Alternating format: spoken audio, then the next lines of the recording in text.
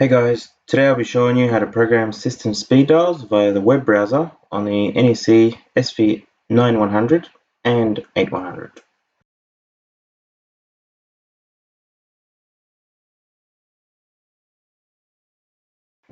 Once you've obtained your credentials from your phone system provider, enter them here.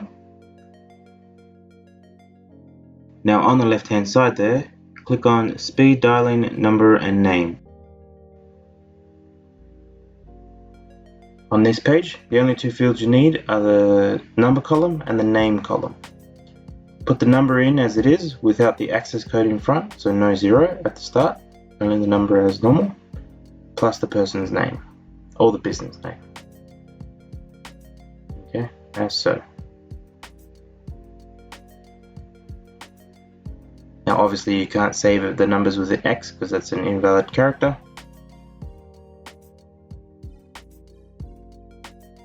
Then you press apply, home, and log out. Always remember to log out, guys.